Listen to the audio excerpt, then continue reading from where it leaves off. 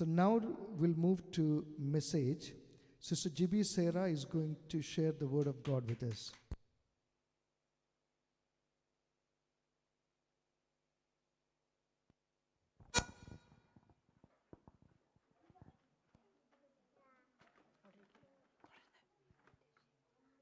Praise the Lord. ദൈവനാമത്തിന് മഹത്വം ഉണ്ടായിരിക്കട്ടെ. എനിക്കിതാ ഒരു കംഫോർട്ട് സോൺ ഇതാണ്, അതുകൊണ്ടാണ് ഞാനിവിടെ നിൽക്കുന്നത്. പിന്നെ ഞാൻ ആദ്യമായിട്ടാണ് വചനത്തിലൊന്ന് കൈവെക്കാൻ പോകുന്നത്. എന്തെങ്കിലും തെറ്റുകുറ്റങ്ങളുണ്ടെങ്കിൽ ദൈവനാമത്തിൽ നിങ്ങൾ എന്നോട് ക്ഷമിക്കണമേ എന്ന് പറയുന്നു.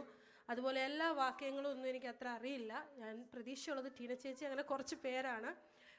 അതുകൊണ്ട് ഞാൻ റെഫറൻസ് പറയുമ്പോൾ ഒന്ന് എടുത്ത് സഹായിക്കണം. അപ്പം എന്നോട് വചനം പറയാൻ പറഞ്ഞപ്പം ഞാൻ ചോദിച്ചു, ആരെങ്കിലും വേറെ ആൾക്കാരുണ്ടെങ്കിൽ കൊടുക്കുന്നതായിരിക്കും നല്ലത് എന്നൊക്കെ പറഞ്ഞു.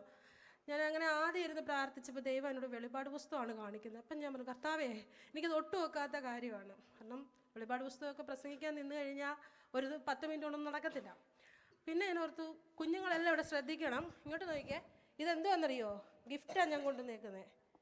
ഞാൻ ഈ പറയുന്ന കാര്യങ്ങൾ ഇനിയും ക്വസ്റ്റ്യൻ ചോദിക്കുമ്പോൾ ആൻസർ പറയുന്നോ അവർക്ക് ഞാൻ ഗിഫ്റ്റും കൊണ്ടാണ് വന്നേക്കുന്നത്. അപ്പോൾ എല്ലാവരും അടങ്ങിയിരുന്നോണം കേട്ടോ. ആരും ഇവിടെ കുസൃതി കാണിക്കരുത്. നിങ്ങൾക്ക് വേണ്ടിയിട്ടാണ് ഈ സൺഡേ സ്കൂൾ ഞങ്ങൾ ഈ PIP ഒക്കെ ഇങ്ങനെ നടത്തുന്നത് കേട്ടോ. ഓക്കെ, ബൈബിൾ എടുത്ത് വായിക്കാൻ നിങ്ങളും കൂടെ സഹായിക്കണം. കാരണം ഞാൻ മലയാളത്തിലായിരിക്കും പറയുന്നത്. അങ്ങോട്ട് പോ, എന്താ അപ്പം എനിക്ക് 10 മിനിറ്റാണ് തന്നിരിക്കുന്നത്. അപ്പം അതിനകത്ത് ഞാൻ പറയുന്ന കാര്യങ്ങൾ ബൈബിൾ എടുത്ത് വായിച്ച് സഹായിക്കണം. ഞാൻ മലയാളത്തിലായിരിക്കും പറയുന്നത്. ഓക്കെ, അപ്പം വചനം പറയാൻ എനിക്ക് അത്ര ഇതില്ലെങ്കിൽ പോലും ഇവിടെ വചനത്തിൽ പറഞ്ഞിട്ടുണ്ടല്ലോ, എന്നെ ശക്തനാക്കുന്നതിന് മുഖാന്തരം ഞാൻ സകലത്തിലും മതിയായവനാണ്. ഓക്കെ, അപ്പം ഇന്ന് എന്നെ ദൈവം ഏൽപ്പിച്ചേക്കുന്ന കാര്യം തന്നെ പറയുന്നത് വചനം എന്നുള്ള ഒരു വാക്യത്തെ പറ്റിയാണ്. അത് നമുക്ക് ആധാരമായിട്ട് 1 യോഹന്നാൻ 1-ാം അധ്യായം 1-ും 2-ഉം വാക്യങ്ങൾ നമുക്ക് വായിക്കാം.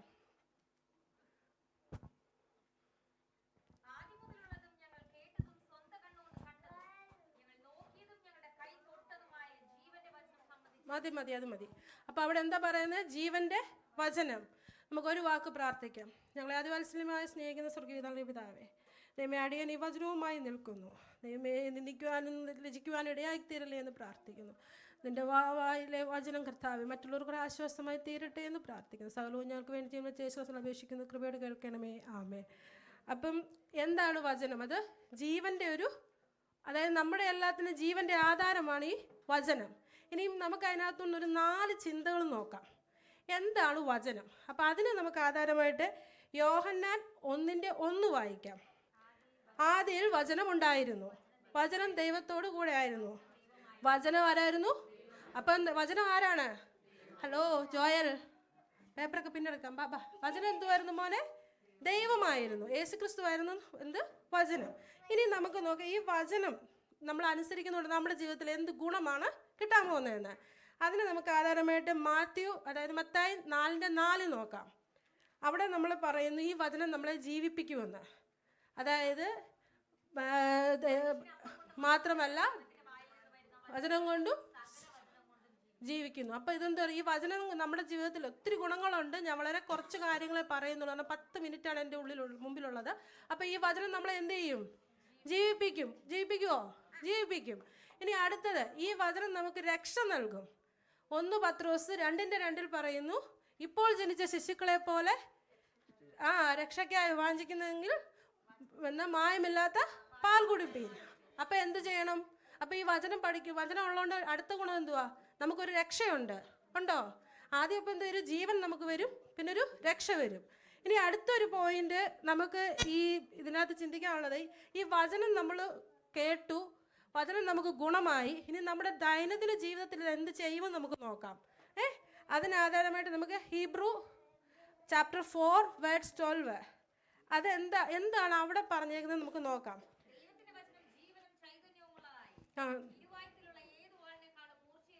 ആമേൻ, ആമേൻ. അപ്പോൾ അവിടെ കണ്ടോ വിവേചനം? നമ്മൾ ഈ ജീവിക്കുന്ന ലോകം, പ്രത്യേകിച്ച് UK എന്ന് പറയുന്ന ഈ ദേശത്ത് നമുക്ക് ഫ്രണ്ട്സൊക്കെ ഉണ്ട്.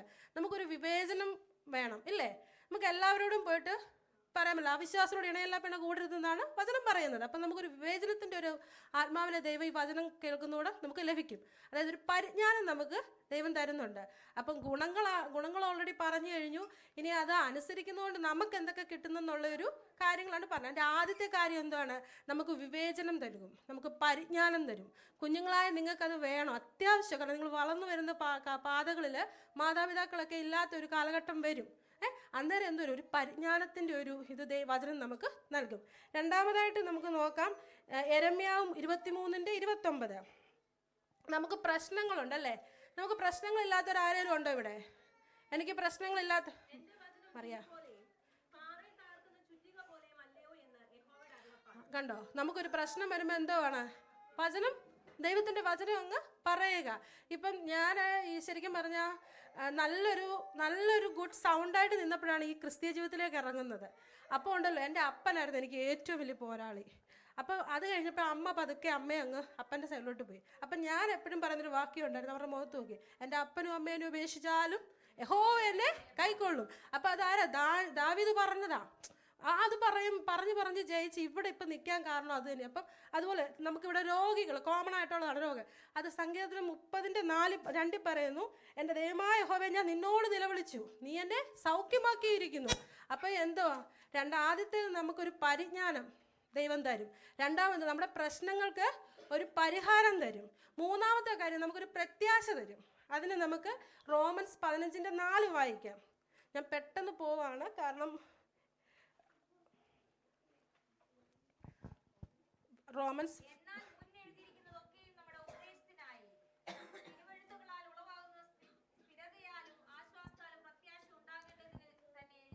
അപ്പൊ എന്താണ്? നമുക്കൊരു പ്രത്യാശ അല്ലേ? നമ്മൾ ഈ ലോകത്ത് ജീവിക്കുമ്പോൾ ചില പ്രശ്നങ്ങളൊക്കെ വരുമ്പോൾ നമുക്ക് പ്രത്യാശയെല്ലാം നമ്മുടെ നഷ്ടപ്പെട്ടു പോകും. അപ്പം നമുക്കൊരു പ്രത്യാശ നൽകും. ഇനി ഞാനൊരു ചോദ്യം ചോദിക്കാം. കഴിഞ്ഞ ആഴ്ച സങ്കീർത്തനം വായിച്ചത് ഏതായിരുന്നു? സങ്കീർത്തനം ഏതായിരുന്നു? ഞാൻ ആ പിള്ളേരോടാ ചോദിക്കുന്നത്, പ്ലീസ്.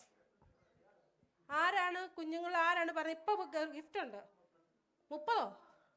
ഓ, 4? എത്ര മോനെ? 3 34 കഴിഞ്ഞ ആഴ്ച വായിച്ച സങ്കീർത്തനം. അതിനകത്ത് ഓരോ വാക്യം നിങ്ങൾ വായിച്ചിട്ടുണ്ടോ? എത്ര ആശ്വാസം തരുന്നതാ. അപ്പൊ എന്ത് ചെയ്യും? യഹോവയുടെ വചനം നമുക്ക് എന്ത് തരും? പ്രത്യാശയും ആശ്വാസവും തരും. പേടിക്കണ്ട, ഗിഫ്റ്റ് തരാം. ഓക്കെ, അത് നിങ്ങൾക്ക് വേണ്ടിയിട്ടുള്ളത് തന്നെയാണ്. ഇനി അടുത്തത്, നമ്മൾ ഈ കേൾക്കുന്ന വചനം എന്തോ ഒരു നിലനിൽക്കുന്ന വചനമാണ്. അതിനൊരു ഉദാഹരണം നമുക്ക് നോക്കാം. 1 പത്രോസ് 1:25 പറയുന്നു. അത് എന്തുകൊണ്ടാണ് നിലനിൽക്കുന്നത്? യേശുക്രിസ്തുവിന്റെ കാലം മുതൽ ഈ വചനം എന്ത് ചെയ്തു? പ്രസംഗിച്ചുകൊണ്ടിരിക്കുക അല്ലേ? നിലനിൽക്കുന്നത് അത് യേശുക്രിസ്തുവിന്റെ കാലം മുതലേ അത് പ്രസംഗിച്ചുകൊണ്ടിരിക്കുക. ഇന്നും ഇപ്പം നല്ല പ്രസംഗം, 2 പാസ്റ്റർമാർ നല്ല പ്രസംഗം പ്രസംഗിച്ചതാ അല്ലേ? അപ്പം പ്രസംഗിച്ചുകൊണ്ടിരിക്കുക. നാളെ ഇനി ഈ ജോയിൽ ചിലപ്പോൾ പ്രസംഗിച്ചില്ലെന്ന് എന്ത് വിചാരിക്കും? അതായത് പ്രസംഗിക്കത്തില്ലെന്ന്. നിങ്ങൾ ഓരോരുത്തരും ചിലപ്പോൾ ഒരു പൗലോസിനെ പോലെ, ഒരു പത്രോസിനെ, ഒരാൾ UK ആയിരിക്കും, ചിലപ്പോൾ ഒരാൾ കാനഡ ആയിരിക്കും പിടിക്കാൻ പോകുന്നത്. പ്രസംഗിക്കുമോ? അപ്പം നമ്മുടെ ഈ വചനം എന്തുവാ? നിലനിൽക്കുന്ന ഒരു വചനം. അപ്പം ഞാനിപ്പോൾ എത്ര പോയിന്റ് പറഞ്ഞു? 4 പോയിന്റ് പറഞ്ഞു. ആദ്യം എന്തുവാ പറഞ്ഞത്? രണ്ടാമത് എന്തു പറഞ്ഞേ? പ്രശ്നങ്ങൾക്ക് നമുക്കൊരു തരും. മൂന്നാമതെന്തോ? പ്രത്യാശ ആശ്വാസം തരുന്നു. പിന്നെ ഈ വചനം എന്തുവാ? നിലനിൽക്കുന്ന ഒരു വചനമാണ്. ഇനി അടുത്താണ് കുഞ്ഞുങ്ങൾക്ക് ആവശ്യമുള്ളത്. സങ്കീർത്തനം 119:105 കാണാതറിയാവുന്നതാ. നിന്റെ വചനം എൻ്റെ കാലിന്. അപ്പം നിങ്ങൾ ഈ നടക്കുമ്പോൾ നിങ്ങൾക്ക് അത്യാവശ്യമായിട്ട് വേണ്ടത് എന്തുവാ? പ്രകാശവും വെളിച്ചമൊക്കെ വേണ്ടേ? അതെന്തിനാ? ഈ വചനം വായിക്കുമ്പോൾ നിങ്ങൾക്ക് കിട്ടും. കുഞ്ഞുങ്ങളെ, ഈ വചനം എടുത്തിട്ടുണ്ടെങ്കിലോ നിങ്ങൾ ഒരിക്കലും നിങ്ങൾ നിന്ദിക്കുവാൻ, നിങ്ങൾ ലജ്ജിക്കുവാൻ ഇടയാവത്തില്ല. അപ്പം എന്ത് ചെയ്യണം? ആ വചനം നമ്മളിങ്ങനെ വായിച്ചുകൊണ്ടേ ഇരിക്കണം. അവസാനമായിട്ടൊരു പോയിന്റൂടെ ഞാൻ പറയാം. യെശയ്യാവ് 55:11.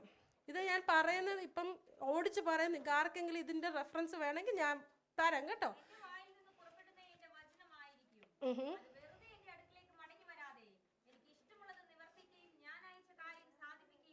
ആമേൻ. കേട്ടോ? അപ്പം നിങ്ങളിപ്പം ഒരു ഹയർ സ്റ്റഡി, ഇപ്പം അബിയൊക്കെ ഹയർ സ്റ്റഡിക്ക് പോവുകയാണ് അല്ലേ?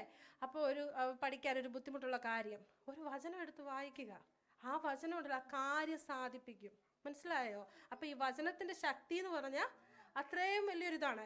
പക്ഷെ ഇവിടെ ഇത്രയും പറഞ്ഞ് നിർത്താനാണ് ദൈവം ഞാൻ തീരുമാനിച്ചു. പക്ഷെ ദൈവം എന്ന് പറഞ്ഞു ഒരു കാര്യത്തെ കൂടെ പറയാൻ പറഞ്ഞു. ഈ വചനം നമ്മൾ വായിച്ചു, പക്ഷെ ഈ വചനം വായിക്കാതിരുന്ന് അല്ലെങ്കിൽ ഈ വചനം നമ്മിൽ നിന്ന് പോകുന്ന ഒരു സാഹചര്യം വരും. അതിനൊരു ഇത് പറഞ്ഞുതരാം. 1 യോഹന്നാൻ 1:10 പറയുന്നു, നാം പാപം ചെയ്തിട്ടില്ല എന്ന് പറയുന്നുവെങ്കിൽ അവനെ അസത്യവാദിയാക്കുന്നു, അവൻ്റെ വചനം നമ്മിൽ ഇല്ലാതായി. അപ്പം എന്താണ് പാപം? ഞാൻ ഈ ഒരു പാപത്തെ പറ്റി പറയാനേ ആഗ്രഹിച്ചതല്ല, പക്ഷെ ദൈവാത്മാവ് ആ വഴി കൂടെ കൊണ്ടുപോകൊണ്ടാണ് ഞാൻ സംസാരിക്കുന്നത്. ഓക്കെ, അപ്പം പാപം വന്നാൽ എന്ത് പറ്റും? പാപം വന്നു കഴിഞ്ഞാൽ നമ്മുടെ കയ്യിൽ നിന്ന് വചനം പോവും, ഇല്ലേ? വചനം പോയി കഴിഞ്ഞാൽ നമ്മുടെ ദൈവസ്നേഹം പോവും. ദൈവസ്നേഹം പോയെങ്കിൽ പിന്നെ എല്ലാം പോയില്ലേ? നമ്മളിപ്പോൾ പാസ്റ്റർ പറഞ്ഞേ എന്താ നമ്മൾ ഈ പ്രൈസ്തലോട് ഹല്ലേലൂയൊക്കെ പറയുന്നുള്ളൂ? ദൈവസ്നേഹം കൊണ്ടാണ്. ഞാൻ സമയം മുമ്പോട്ട് പോയെന്ന് എനിക്കറിയത്തില്ല, ഇച്ചിരി നിർത്താൻ. അതെന്തുകൊണ്ടാണ്? ദൈവസ്നേഹം കൊണ്ടാണ്, അല്ലേ? അപ്പം നമുക്ക് എപ്പോഴും വേണ്ടത് എന്തുവാ? ദൈവസ്നേഹമാണ്. അപ്പം നമ്മൾ ഓർക്കും ഈ പാപം എന്ന് പറയുന്നത് ഞാൻ വിചാരിച്ചോണ്ടെന്നറിയോ, ഒരാളെ കൊല്ലുന്നത്, ജയിലിൽ പോയി കിടക്കുന്നത്, പോലീസ് പിടിക്കുന്നത്, ഇതൊക്കെയാണ് പാപം എന്ന് ഞാൻ ചിന്തിച്ചോണ്ടിരുന്നത്. പക്ഷെ അങ്ങനെയല്ല വചനത്തിൽ പറയുന്നത്. ഞാൻ പെട്ടെന്ന് പറയാം. അതായത് നന്മ ചെയ്യുവാൻ അറിഞ്ഞിട്ടും ചെയ്യാത്തതൊരു പാപമാണ്. അതിന് ഉദാഹരണം അതിൻ്റെ ഇത് ബൈബിളിൽ പറഞ്ഞിട്ടുണ്ട്. യാക്കോബ് 4:17 പറഞ്ഞിട്ടുണ്ട്. അത് മാത്രമല്ല റോമൻസിൽ 7:15-18 വരെ പറയുന്നുണ്ട്. എനിക്കൊരു നന്മ ഞാൻ അറിയാം. ഇപ്പം ഒരു എക്സാമ്പിൾ പറയാം. മറിയയുടെ ഒരു 2 ചോക്ലേറ്റ് ഉണ്ട്. ആദ്യം വന്ന് ചോദിച്ചപ്പോൾ കൊടുത്തില്ലെങ്കിൽ അവൾക്ക് കൊടുത്തില്ല. അല്ല, അവൾ ഒരു പ്രയാസത്തിരിക്കും. നന്മ ചെയ്യാനറിയാം, പക്ഷെ ചെയ്തില്ല. അതൊരു പാപമാണ്. പിന്നെ അനുസരണക്കേടൊരു പാപമാണ്, അല്ലേ? ആദ്യം അനുസരണക്കേട് ഉണ്ടായതുകൊണ്ടാണ് ഏതെങ്കിലും ഉണ്ടായേ പാപം കയറിയത്, അല്ലേ? പിന്നെ വേറെ അന്യായം പ്രവർത്തിക്കുന്നത് അതൊരു പാപമാണ്. പിന്നെ ഞാൻ 1-2 വാക്യങ്ങൾ ഹൈലൈറ്റ് ചെയ്യാൻ ആഗ്രഹിക്കുന്നുണ്ട്. അത് മർക്കോസിൻ്റെ സുവിശേഷം 7:20-23 വരെ. അത് മനുഷ്യനിൽ നിന്ന് പുറപ്പെടുന്ന ചില കാര്യങ്ങളെ പറ്റിയാണ് അവിടെ പറയുന്നത്.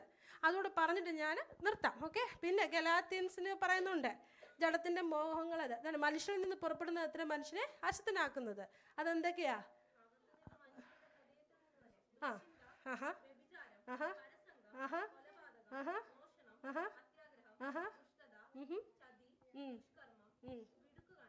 ദൂഷണം, എന്നിവയെല്ലാം ഇതാണ്. ഇനിയും പിന്നെ ഗലാത്യർ 5:19-21 വരെ പറയുന്നത് എന്തുവാ? ജഡത്തിന്റെ പ്രവൃത്തികളോ ആർക്കറിയാം? കാണാൻ ആർക്കെല്ലാം അറിയാവോ?